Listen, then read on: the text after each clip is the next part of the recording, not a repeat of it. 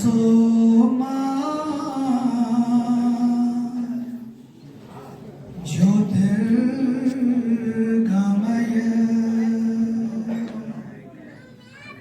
मृत्योर्मा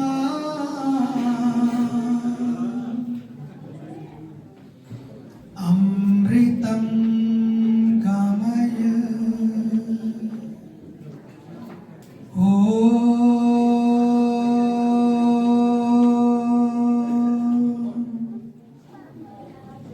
शांति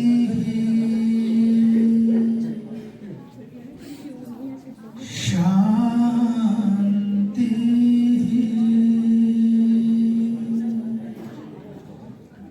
शांति।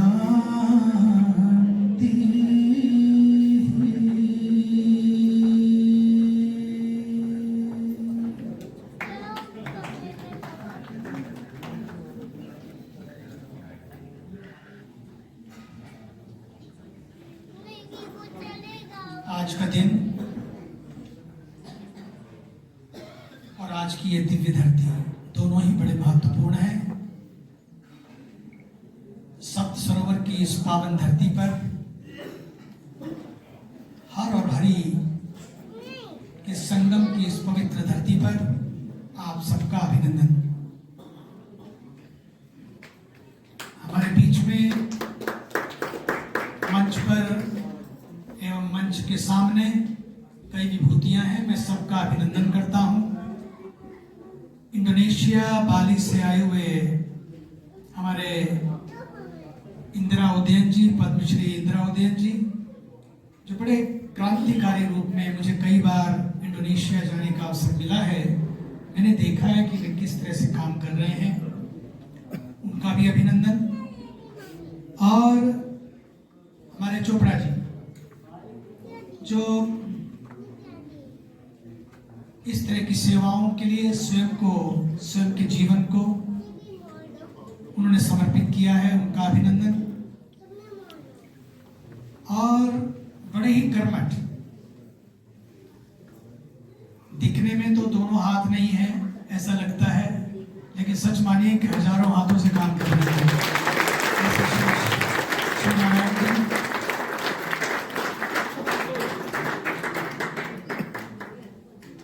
मंच के इस ओर, मंच के दोनों ओर सभी का अभिनंदन।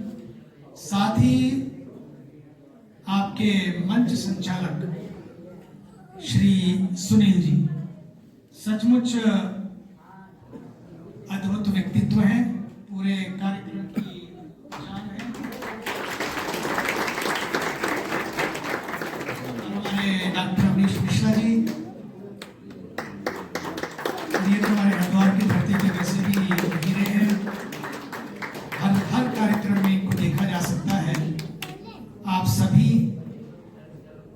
मन तो मेरा बहुत है कि मैं काफी देर तक आपके पास रुकता।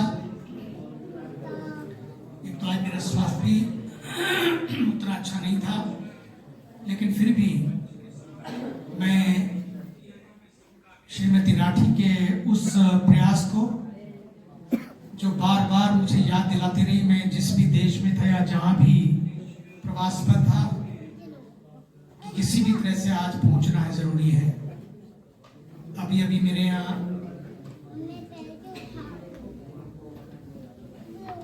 कार्यक्रम तो लंबा था, लेकिन मैं गवर्नर हाउस में था। आदरणीय मुख्यमंत्री जी और गवर्नर साहब और सभी प्रदेश के सभी उच्च अधिकारी थे, लेकिन मैं यही से कि थोड़ी देर यहाँ पहुँचना है कहकर, और अभी हमारे यहाँ पर राजस्थान की पूर्व मुख्यमंत्री श्रीमती वसुंधरा राजे सिंधिया जी आ रही है। तो मैंने तो कहा था उनको कि यहाँ थोड़ी देर के लिए यहाँ आकर यहीं से निकलेंगी, लेकिन समय की व्यस्तता, प्रोटोकॉल और कई चीजें, लेकिन उनका भी मैं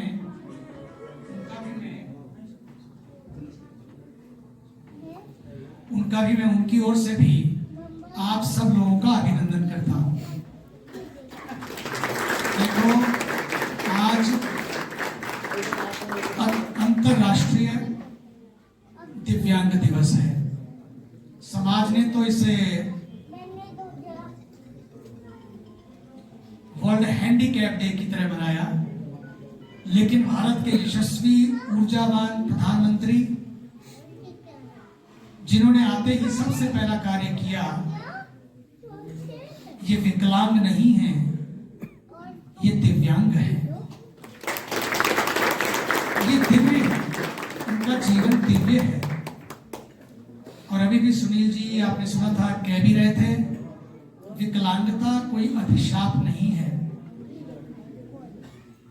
सच तो मानिए वो सोच विकलांग है जो विकलांगता को वो सम्मान नहीं दे पाती। अंग विकल हो सकते हैं, लेकिन ये सब सकल है, सकलता के परिवार हैं, हम सबके हैं। इनको किसी सामान की भी आवश्यकता नहीं है, इनको सम्मान की आवश्यकता है। इनको सहयोग नहीं चाहिए, सम्मान चाहिए। हम उस सम्मान की दृष्टि से, समानता की दृष्टि से नहीं देखें।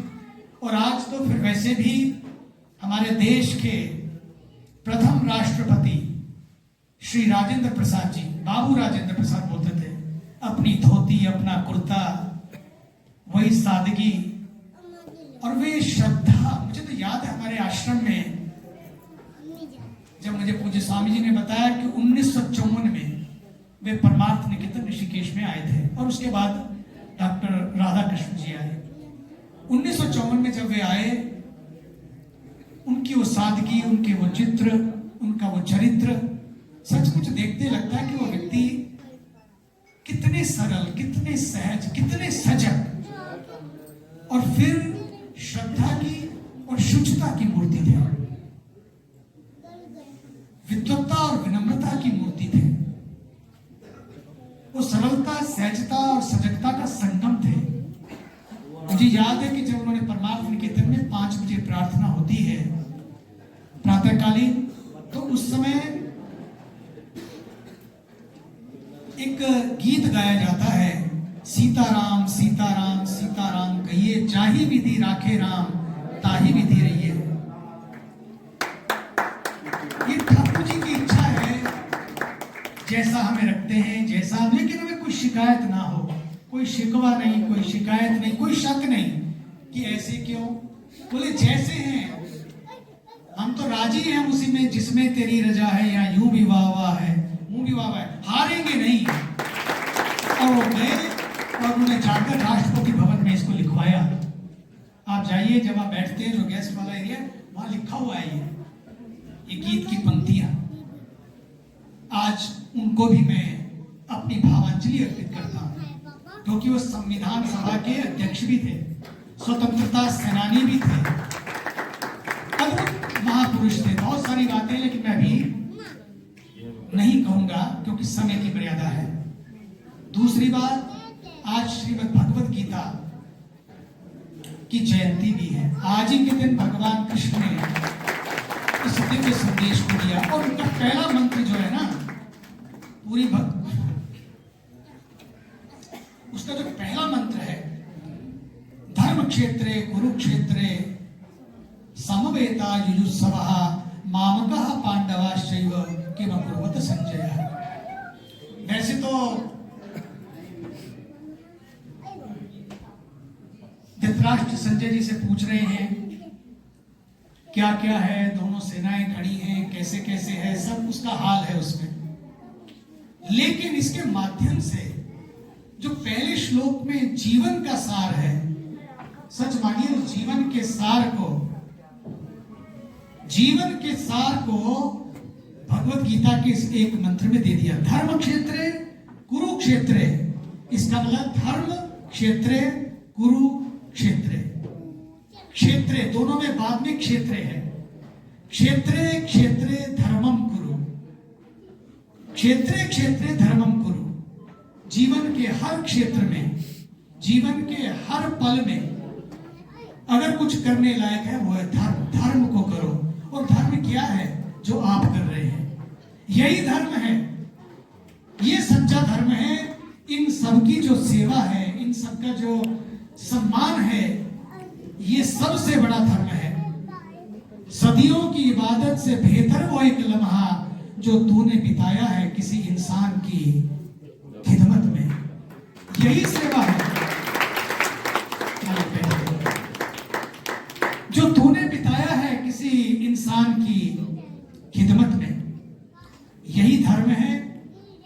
धर्म को, इस धर्म के रहस्य को, इस धर्म के सार को जब हम समझ लेते हैं तो सच मानिए सारी दीवारें टूट जाती हैं, सारी दरारें भर जाती हैं और सारे दिल जुड़ जाते हैं, दिल एक हो जाते हैं। और इसी का नाम धर्म है। जो दीवारों को तोड़ दे, जो दरारों को भर दे और दिलों को जोड़ दे, वही तो सच्चा धर्म है। जो तोड़ता है वो धर्म नहीं हो सकता, जो तोड़ता है वो धर्म नहीं हो सकता, जो जोड़ता है वही धर्म है। इसलिए आप जो कर रहे हैं धर्म की यही व्याख्या है और यही यज्ञ है, यही सेवा है, यही ध्यान है। मुझे याद है, मैं तो बहुत छोटा था जब मैं इस मार्ग पर आया। मुझे 1 वर्ष के मौन के बाद जंगल में रहने का हुआ।